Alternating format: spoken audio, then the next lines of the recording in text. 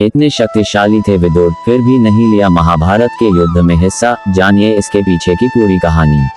ये तो सब जानते ही है कि महाभारत के युद्ध में पांडवों की जीत हुई थी और कौरवों को हार का मुंह देखना पड़ा था। मगर महाभारत के इस युद्ध से पहले की कहानी के बारे में काफी कम लोग ही जानते होंगे। जी हाँ, महाभारत की कहानी में विदुर भी थे जो काफी शक्तिशाली थे, लेकिन इतने शक्तिशाली होने के बावजूद भी विदुर ने महाभारत के युद्ध में नहीं लिया भाग। और इसके पीछे की वजह क्या है, ये आज हम आपको बताएंगे।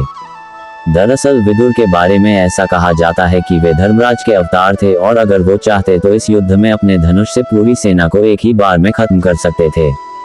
तो चलिए अब आपको विदुर से जुड़ी इस कहानी के बारे में विस्तार से बताते हैं। बता दें कि विदुर असल में धृतराष्ट्र और पांडु के भाई थे तथा कौरवों और पांडवों के काका थे। वहीं अगर हम विदुर के जन्म की बात करें तो हस्तिनापुर के नरेश शांतनु और उनकी पत्नी सत्यवती के 2 पुत्र हुए थे, जिनके नाम चित्रांगन और विचित्रवीर्य थे। मगर अफसोस कि दोनों पुत्रों के बचपन में ही उनके पिता का देहांत हो गया और फिर दोनों पुत्रों का पालन पोषण भीष्म द्वारा किया गया। यहाँ गौर करने वाली बात यह है कि भीष्म शांतनु की पहली पत्नी गंगा से उत्पन्न हुए थे।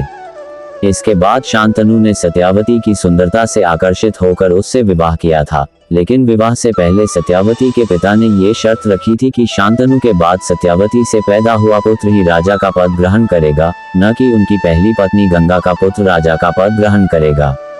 बहरहाल शांतनु ने इस शर्त को मानकर सत्यावती से विवाह कर लिया और भीष्म ने अपने पिता के वचन को निभाते हुए उम्र भर शादी ही नहीं की और अपने पिता की दूसरी पत्नी के बच्चों का बहुत प्यार से पालन पोषण किया। फिर जब चित्रांगन बड़े हुए तब भीष्म ने राजा का पद उन्हें सौंप दिया, लेकिन अफसोस कि कुछ समय बाद गंधर्वों से युद्ध के दौरान चित्रांगन की मृत्यु हो गई। हालांकि इसके बाद विचित्रवीर्य भी युवा अवस्था में पहुंच चुके थे, तो ऐसे में भीष्म ने उनका विवाह करने की सोची। बता दें कि उसी समय काशीराज की 3 पुत्रियां अंबा, अंबिका और अंबालिका का स्वयंवर होने वाला था, तो ऐसे में भीष्म ने वहां जाकर सभी राजाओं को हरा दिया और काशीराज की तीनों पुत्रियों को हस्तिनापुर ले आए। हालांकि जब बड़ी कन्या अंबा ने भीष्म से कहा कि वह राजा शाल से प्रेम करती है, तब भीष्म ने उसे राजा के पास भेज दिया, लेकिन बाकी 2 कन्याओं का विवाह विचित्रवीर्य के साथ करवा दिया गया।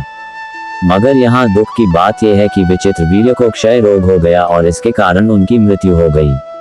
जी हाँ, तब तक विचित्रवीर्य की कोई संतान पैदा नहीं हुई थी, तो ऐसे में शांतनु की दूसरी पत्नी सत्यावती ने भीष्म से कहा कि वे विचित्र की पत्नियों से पुत्र उत्पन्न करे, लेकिन भीष्म ने अपने पिता का वचन तोड़ने से मना कर दिया। जिसके बाद सत्यावती ने अपने पुत्र वेदव्यास को याद किया, जो असल में सत्यावती और ऋषि पराशर के ही पुत्र थे। गौरतलब है कि वेदव्यास अपनी मां की आज्ञा का पालन करते हुए पुत्र उत्पत्ति के लिए तैयार हो गए और उन्होंने अंबिका तथा अंबालिका से, जिसके बाद मां सत्यावती ने उन्हें समझाया और फिर वे दोनों ऐसा करने के लिए मान गई। बता दें कि जब वेदव्यास अंबिका के पास गए तब अंबिका ने अपने तेज नेत्र बंद कर लिए और फिर वेदव्यास जी ने कक्ष के बाहर आकर मां सत्यावती से कहा कि अंबिका को काफी तेजस्वी पुत्र प्राप्त होगा, लेकिन वह नेत्रहीन होगा, क्योंकि अंबिका ने अपने नेत्र बंद कर लिए थे।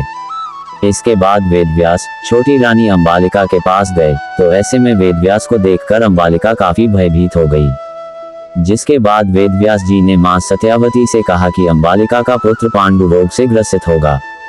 बहरहाल ये सब सुनकर मां सत्यावती को काफी दुख हुआ और फिर इसके बाद मां सत्यावती ने अंबालिका को दोबारा वेदव्यास जी के सामने जाने के लिए कहा।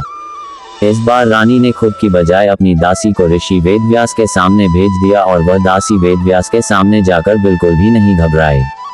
जिसके बाद वेदव्यास जी ने मां सत्यावती से कहा कि इस दासी से उत्पन्न हुआ पुत्र नीतिवान और वेदों का ज्ञानी होगा। गौरतलब है कि वेदव्यास जी की कही बात के अनुसार अंबिका से धृतराष्ट्र, अंबालिका से पांडु और उस दासी से विदुर का जन्म हुआ।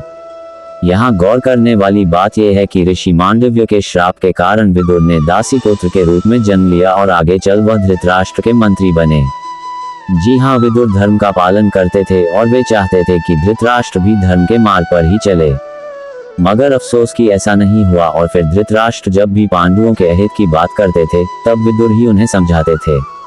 बहरहाल पांडुओं का पक्ष लेने के कारण दुर्योधन विदुर से ईर्ष्या करता था और लक्षागृह के षड्यंत्र के समय भी विदुर ने ही युधिष्ठिर को सावधान किया था तथा उन्हें इससे बचने की युक्ति भी बताई थी। बता दे कि विदुर जी के पास एक बहुत ही शक्तिशाली और चमत्कारी धनुष था, जो उन्हें खुद भगवान कृष्ण जी से प्राप्त हुआ था। ऐसे में अगर वे चाहते तो इस धनुष से एक ही बार में युद्ध को खत्म कर सकते थे, लेकिन उन्होंने ऐसा नहीं किया। दरअसल बात यह है कि एक बार विदुर ने दुर्योधन को युद्ध न करने की सलाह दी थी, जिसके बाद दुर्योधन ने विदुर को अपशब्द कहने शुरू कर दिए, जिसके बाद विदुर जी ने गुस्से में अपना धनुष तोड़ दिया और ये प्रण लिया कि वे युद्ध में नहीं लड़ेंगे। जी हाँ, विदुर जानते थे कि अगर वे युद्ध में लड़े तो उन्हें कौरवों की तरफ से लड़ना होगा, यानी उन्हें अधर्म के पक्ष में रहना होगा, और इसी वजह से उन्होंने युद्ध न करने का फैसला किया। इसके साथ ही उन्होंने धृतराष्ट्र को भी समझाया कि दुर्योधन उनके कुल का नाश कर देगा, इसलिए इस युद्ध का परित्याग करने में ही समझदारी है। लेकिन तब विदुर की बात किसी ने नहीं मानी और इसका परिणाम ये हुआ कि कौरव महाभारत के युद्ध में बुरी तरह से हार गए और लड़ते लड़ते मर गए। तो इस वजह से इतने शक्तिशाली होने के बावजूद भी महाभारत के युद्ध में विदुर ने नहीं लिया भाग और युद्ध लड़ने से ही इनकार कर दिया। मेरी यह जानकारी आपको अच्छी लगी हो तो मेरे चैनल को सब्सक्राइब करें, वीडियो को लाइक करें और कमेंट करें। धन्यवाद। राधे राधे।